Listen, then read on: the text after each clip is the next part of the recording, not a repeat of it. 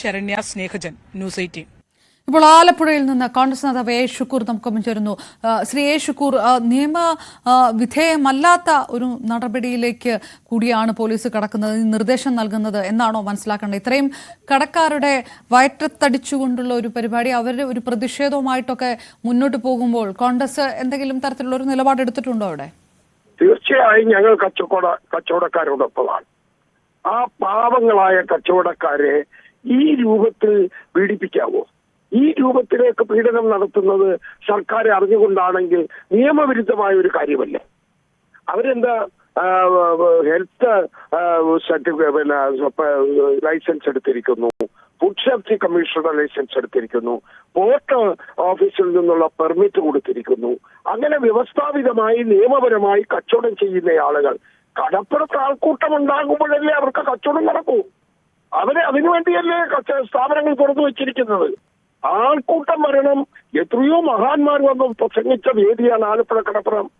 നിങ്ങൾക്കറിയുമോ, പണ്ഡിറ്റ് ജവഹർലാൽ നെഹ്റു തൊട്ട് ഇവിടെ നരേന്ദ്രമോദി കണ്ടിട്ടില്ല, മറ്റ് എല്ലാ പ്രധാനമന്ത്രിമാരും വന്ന് പോയിട്ടുള്ള സ്ഥലമാണ് ആലപ്പുഴ കടപ്പുറം. ഈ മുഖ്യമന്ത്രിക്ക് എന്താ കൊമ്പുണ്ടോ? ഈ മുഖ്യമന്ത്രിക്ക് മാത്രം എന്തെങ്കിലും പ്രത്യേക പരിരക്ഷയുണ്ടോ? എന്റെ മനസ്സിലാവുന്നില്ല. എന്തൊരു തോന്നിയ രാജഭരണകാലഘട്ടത്തിൽ പോലും ഇങ്ങനെ ഒന്നും ഉണ്ടായിട്ടില്ലല്ലോ. ദുർബല വിഭാഗങ്ങൾ, പാവങ്ങൾ, അത്താഴ പട്ടിണിക്കാർ, അവർക്ക് ജീവിക്കാനുള്ളൊരു മാർഗമാണ് ആ കടപ്പുറത്തെ ഈ ചെറുകച്ചവടം.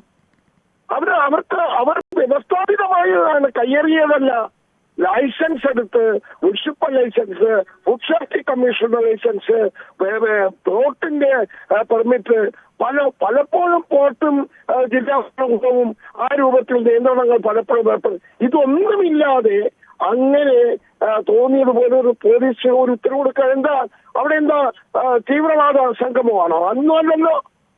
KPMSന്റെ സമ്മേളനം പോലെ തന്നെ എത്രയോ വലിയ സമ്മേളനങ്ങൾ എല്ലാ സമൂഹത്തിലെ രാഷ്ട്രീയ കക്ഷികളാണെങ്കിലും സാമൂഹ്യ സംഘടനകളാണെങ്കിലും ആലപ്പുഴ കടപ്പുറത്ത് എത്രയോ മഹാസമ്മേളനങ്ങൾ നടന്നിട്ടുണ്ട്. അവിടെ ഒന്നും ചെയ്യാത്തൊരു കാര്യം മുഖ്യമന്ത്രി, ഞാൻ ഇപ്പോഴും ഓർക്കുന്നുണ്ട്, കേരളത്തിന്റെ മുഖ്യമന്ത്രി ഉമ്മൻചാണ്ടി ആയിരുന്നപ്പോ സമസ്തയുടെ ഒരു സമ്മേളനം, 90ാം സംസ്ഥാന വാർഷിക സമ്മേളനം അവർ നടത്തിയത്. അവിടെ എല്ലാ ആരാധനാലയങ്ങളും, ക്ഷേത്രങ്ങൾ പോലും അവരുടെ പരിസരം ഈ സമസ്തയിലെ നിസ്കരിക്കാൻ, അവർക്ക് പ്രാർത്ഥന നടത്താൻ, അത് ബിഷപ്പിന്റെ വീട് പോലും തുറന്നു കൊടുത്തത് കാണുകയാണ് അവിടെ. അങ്ങനെ ഒരു സൗഹാർദ്ദത്തിന്റെ അന്തരീക്ഷം നിലനിൽക്കുന്ന സ്ഥലത്ത് കേരളത്തിന്റെ മുഖ്യമന്ത്രി വരുന്നു. അതുകൊണ്ട് ഇന്ന് കച്ചവടമൊന്നും പാടില്ല എന്ന് പറഞ്ഞാൽ എന്ത് ബോഷ്കാണ് അത്? ഏത് രൂപത്തിലാണ്? പോലീസ് എന്താ അധികാരം അങ്ങനെ നോട്ടീസ് കൊടുക്കാൻ? വല്ലോ സംഘർഷം ഉണ്ടാവും? കലാപബാധിത പ്രദേശമാണോ? നമ്മുടെ നാട്ടില് ഏതെങ്കിലും കർഫ്യൂ പ്രഖ്യാപിച്ചിട്ടുണ്ടോ? അടിയന്തരാവസ്ഥ പ്രഖ്യാപിച്ചിട്ടുണ്ടോ? അല്ലെങ്കിൽ 144 ഉണ്ടോ അവിടെ മുഖ്യമന്ത്രിക്ക് മാത്രം വന്നു പോകാൻ? ശ്രീ ഷുക്കൂർ, ഇത് ആലപ്പുഴയിലെ കോൺഗ്രസ് നേതൃത്വത്തിനപ്പുറത്തേക്ക് ഇത് ഒരു വിഷയമാക്കി സംസ്ഥാന തലത്തിൽ കോൺഗ്രസ് പറയുമോ? നേരത്തെ പറഞ്ഞ രാജഭരണകാലം എന്നൊക്കെ പറഞ്ഞ പോലെയുള്ള ഒരു ആ തരത്തിലുള്ള ഒരു വിമർശനങ്ങൾ കോൺഗ്രസ് പറയുമോ? പറയാൻ തൊട്ടൊരു കാലം എത്രയായി? ഇത് രാജഭരണമല്ലേ? ഇന്ന് CPI പറഞ്ഞിട്ടുണ്ടല്ലോ ഇത് രാജഭരണമാണ്. അപ്പൊ UDF പറയുന്നത് എത്രയോ ശരിയെന്ന് ഘടകകക്ഷി, രണ്ടാം ഘടകകക്ഷി LDF പറഞ്ഞില്ലേ? ഇന്ന് പുറത്തു വന്നിട്ടുണ്ടല്ലോ, പറഞ്ഞില്ലേ? രാജഭരണമല്ലേ ഇത്?